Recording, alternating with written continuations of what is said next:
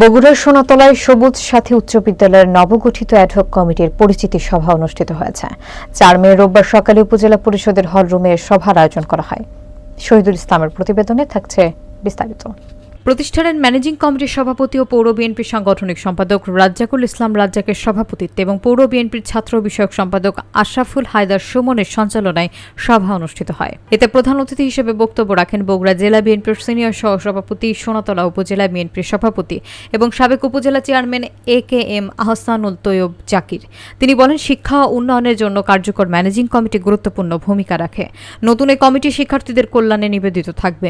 বিশেষ অতিথি হিসেবে বক্তব্য রাখেন উপজেলা বিএনপির সাংগঠনিক সম্পাদক AKM আহসানুল হাবিব রতন, পৌর বিএনপির সভাপতি আবু নাসের ওয়াহিদ নোবেল, সাধারণ সম্পাদক শরীফুল ইসলাম খান নিপু এবং সোনাতলা মহিলা কলেজের ম্যানেজিং কমিটির সভাপতি AKM Ahsanul মোমিনিন Sohel.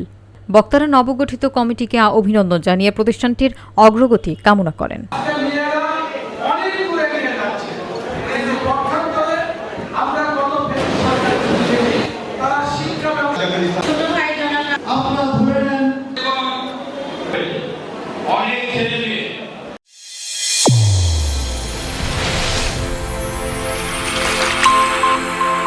Channel A1 হৃদয়ের স্পন্দন।